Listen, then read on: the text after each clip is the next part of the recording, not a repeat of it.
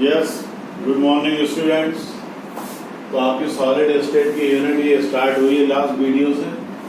तो उसमें आपने पढ़ा सॉलिड दो टाइप के, क्रिस्टलाइन एमॉर्फस, और फिर क्यूब जो है वो क्या होता है, वो सब बातें पढ़ी।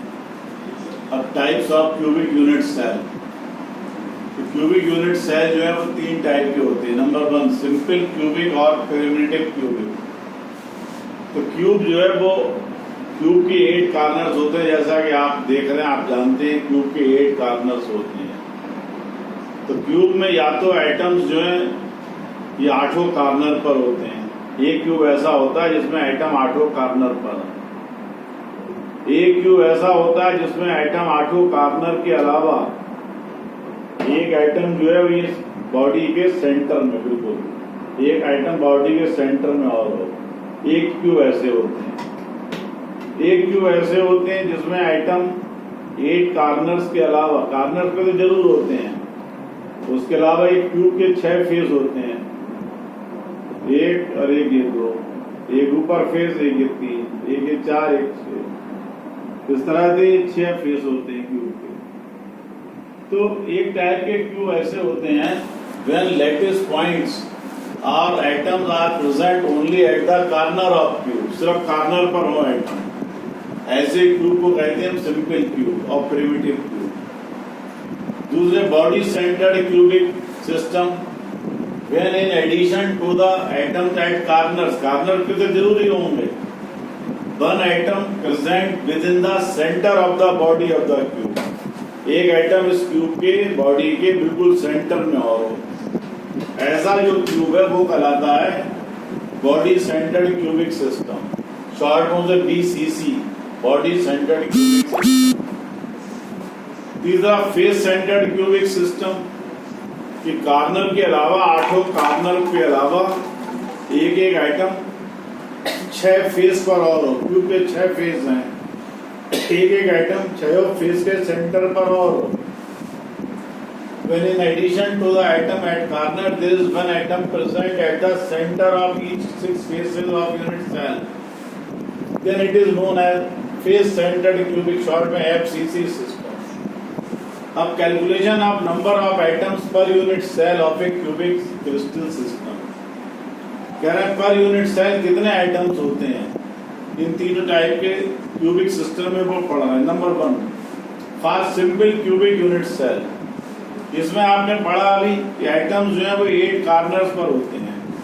अब जैसे कोई भी आपका मालिक्यूल है, कोई कंपाउंड है, तो उसमें एक क्यूब तो होता नहीं है, उसमें ऐसे लाखों आइटम्स होते हैं। तो ये इस क्यूब को इधर भी क्यूब रखा होगा, इधर भी क्यूब रखा होगा, इधर भी क्यूब रखा होगा, इधर भी क्यूब होगा, नीचे भी क्यूब होगा, ऊपर भी क्यूब होगा। एक क्यूब एक कार्नर से आएगा, एक क्यूब इस कार्नर से आएगा, एक क्यूब इस कार्नर से आएगा, एक क्यूब इस कार्नर से आएगा। जब इसको चारों ओर से हमको सराउंड करना होगा, हमारे पास इस समय एक ही क्यूब है आपको समझाने के लिए, जब हम इसको चारों ओर से सराउंड करेंगे, आप घर पर इसको एक्सपेरिमेंट कर सकते हैं कि बहुत सारे क्यूब चाहिए होंगे, तो आपको पता चलेगा एक क्यूब जो है वो 8 क्यूब से चारों ओर से घिरा हुआ होता है। 8 क्यूब से माने एक जो कार्नर है, एक कार्नर को 8 क्यूब के कार्नर टच करते हैं। एक ही कार्नर को 8 क्यूब के कार्नर टच करते हैं। माने अगर एक कार्नर पर एक आइटम है तो वो एक आइटम 8 क्यूब के कार्नर पर होता है। 8 क्यूब के कार्नर पर मिलाकर एक आइटम होता है, क्योंकि ये आइटम सारे क्यूब के कार्नर को टच करता है, 8 क्यूब के कार्नर को टच करता है। तो जो एक कार्नर पर एक आइटम है वो एक ही यूनिट सेल का नहीं है, वो एक आइटम 8 यूनिट सेल का होता है। माने एक कार्नर पर एक आइटम का जो कंट्रीब्यूशन है वो 1/8 बैठता है।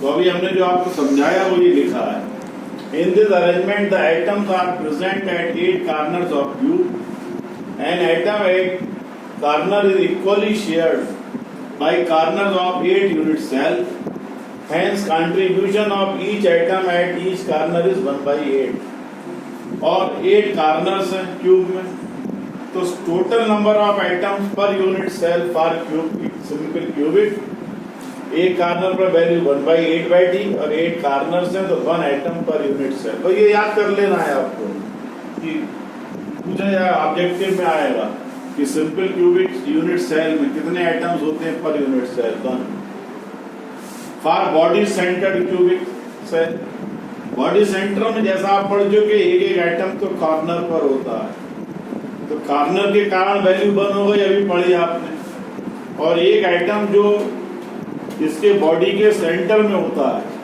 वो किसी भी यूनिट सेल से टच नहीं कर रहा है, माने बॉडी के सेंटर में जो एक एटम है वो एक एटम एक ही एटम के बराबर काम करता है। तो इस तरह से body centred cubic unit cell में एक एटम तो ड्यू टू कॉर्नर्स हुआ जैसा कि अभी कैलकुलेशन पढ़ी हमने, और 1 atom due to centre of body, तो 2 एटम्स बैठते हैं per unit cell. Number 3 for face centred cubic system, face centre में अभी आपने पढ़ा कि एक एक एटम 8 कॉर्नर पर होता है और 6 फेस पर एक एक एटम होता है। कॉर्नर्स के कारण तो वैल्यू 1 हो गई, अभी पढ़ी आपने 2 बार पढ़ चुके। अब फेस की वैल्यू समझे, जब ये यूनिट सेल के बराबर में एक यूनिट सेल और आएगा तो 2 फेस एक दूसरे को टच करते हैं, एक यूनिट सेल 2 यूनिट सेल के फेस आपस में टच करते हैं, तो जो एक एटम है वही एक एटम दोनों फेस पर काम करता है। तो यानी एक एटम 2 फेस पर काम करता है, तो एक फेस पर एक एटम की वैल्यू 1/2 बैठती है और 6 फेस है। तो इस तरह से total number of atoms per unit cell for face centred cubic, for face centred FCCA, for face centred cubic is equal to 1 atom due to corner plus 1/2 into 6 atom due to 6 face. तो इस तरह से 1 + 3 4 atoms per unit cell. पर आपको ये याद कर लेना है एक लाइन में कि फेस सेंटर्ड क्यूबिक सिस्टम में 4 एटम्स होते हैं पर यूनिट सेल और बॉडी सेंटर में 2 होते हैं और सिंपल क्यूबिक में 1 एटम होता है पर यूनिट सेल। इस पर कुछ न्यूमेरिकल क्वेश्चन दो कर रहे हैं। एक compound is formed by 2 elements A and B। तो एलिमेंट जो भी हाइड्रोजन ऑक्सीजन लाइक दैट उनको A और B से डिनोट कर रहे हैं। तो एक कंपाउंड में 2 एलिमेंट है A and B as a cubic structure उसका, in which A atoms are present at the corners of cube. तो A एटम्स है वो कॉर्नर पर हैं और B एटम जो है वो फेस सेंटर्स पर हैं। कह रहे फार्मूला बताओ कंपाउंड का। तो बस जो अभी आपने सीखा कि जब A एटम्स कॉर्नर पर हैं तो वैल्यू बैठती है 1/8 into 8 = 1 और B एटम फेस पर है, फेस पर वैल्यू ये बैठती है 1/2 into 6 = 2। तो A आइटम्स का नंबर 1 है और B आइटम्स का नंबर 3 है। तो फार्मूला हो गया कंपाउंड का AB3। दूसरा question, in a cubic type unit cell A atoms are at half faces माने 6 फेस में से आधे फेसों पर, माने A आइटम्स जो हैं वो 3 फेस पर है। इसका मतलब ये निकला ऑल द 6 फेस पर नहीं है, 3 फेस पर है। while B atoms are at the corners of cube और B आइटम जैसा ही 8 कॉर्नर है उन पर डिटरमाइन फार्मूला ऑफ कंपाउंड।